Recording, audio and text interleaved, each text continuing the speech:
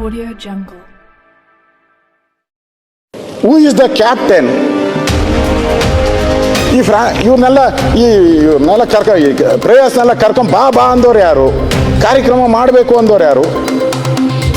ಇದುವರೆಗೂ ನಮ್ಗೆ ಅರ್ಥ ಆಗಲಿಲ್ಲ, ಯಾರಿಗೂ ಅರ್ಥ, ನಮ್ಮ ಎಮ್ ಎಲ್ ಎಗಳಿಗೂ ಅರ್ಥ ಆಗಿಲ್ಲ, ಯಾರಿಗೂ ಅರ್ಥನೇ ಆಗಿಲ್ಲ.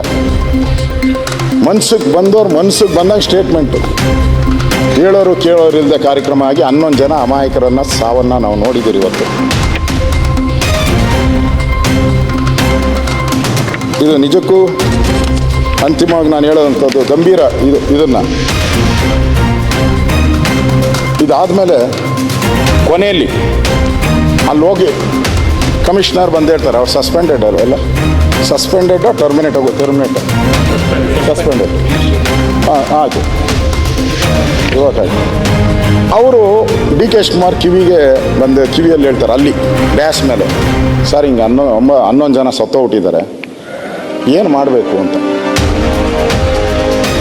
ಸತ್ತೋಗಿದ್ದಾರೆ 11 ಜನ, ಅದು ಮಂತ್ರಿಗೆ ಹೇಳ್ತಾರೆ. ನಮಗನ್ಸೋ ಪ್ರಕಾರ ಕ್ಯಾನ್ಸಲ್ ಮಾಡಿ ಹೋಗ್ಬೇಕಾಗಿತ್ತು, ಮಾಡಲಿಲ್ಲ.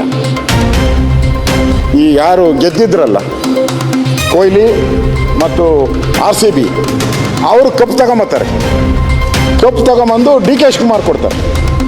ಡಿ ಕೆ ಶಿವಕುಮಾರ್ ಪ್ಲೇಯರ ಇಲ್ಲ, ಹಾಂ ಅಲ್ಲ ಅಂದರೆ ಅವ್ರು ತಂದು ಇವ್ರಿಗೆ ಕಪ್ ಕೊಟ್ಬಿಟ್ಟು ಕಪ್ ಎತ್ತಿ ಕಪ್ಪು ನಮ್ಮದೇ ಅಂತಾರೆ. ತಪ್ಪು ನಂದಲ್ಲ ಅಧ್ಯಕ್ಷರೇ. ಅಲ್ಲ ಅಶೋಕ್ ಅವರೇ, ಇಷ್ಟೆಲ್ಲ ನೀವು ಹೇಳಿದ್ರಲ್ಲ, ಪೊಲೀಸ್ ಇಲಾಖೆದವರು ಈ ಕಾರ್ಯಕ್ರಮ ಮಾಡಲಿಕ್ಕೆ ಅವಕಾಶ ಕೊಟ್ಟಿದ್ರ? ಅವ್ರೇನಾದರೂ ಇದು ಬೇಡ, ಇಷ್ಟು ದೊಡ್ಡ ಕಾರ್ಯಕ್ರಮ ಮಾಡೋದ್ರಿಂದ ಈ ಅನಾಹುತ ಆಗ್ತದೆ ಅನ್ನೋಂಥದ್ದನ್ನು ಪೊಲೀಸ್ ಇಲಾಖೆ ಹೇಳಿದ ಮ್ಯಾಗೂ ಇವ್ರ ಕಾರ್ಯಕ್ರಮ ಮಾಡಿದ್ದು ಸರ್ಕಾರದ ತಪ್ಪು ಅಥವಾ ಅಧಿಕಾರಿಗಳು ತಪ್ಪು? ಸರ್ಕಾರದ್ದು. ಹಾಂ, ಮತ್ತು ನೀವು ಸರ್ಕಾರ ಬಿಟ್ಟು ಬರೀ ಅಧಿಕಾರಿಗಳ ಮ್ಯಾಗ ಹೋಗ್ಲಾಕತ್ತಿರಲ್ರ? ಸರ್ಕಾರ ನಾನು ಹೇಳ್ದಲ್ಲ, ನೀವೇ ಅಂತ DCM, CM, ಹೋಮ್ ಮಿನಿಸ್ಟ್ರ್ ಬಿಟ್ಟಿರಿ, ಕರಿ ಬಸವ ಬಿಳಿ ಬಸವ ತೊಡ್ಕೊತ ಹೊಂಟಿರಿ. ನಾ ಹೇಳೋದು ಸರ್ಕಾರದ ತಪ್ಪಿದೆ, ಅಧಿಕಾರಿಗಳು ಹೇಳಿದ್ದಾರೆ. ಅದು ಇಷ್ಟು ಜನ ಸೇರಿ ಭಾಳ ನಾವು ಕಂಟ್ರೋಲ್ ಆಗೋದಿಲ್ಲ ಅಂತ ಹೇಳಿದ್ಮ್ಯಾಗೂ ಈ ಘಟನೆ ಆಗಿದೆ. ಇದಕ್ಕೆ ಸರ್ಕಾರ ಜವಾಬ್ದಾರಿ.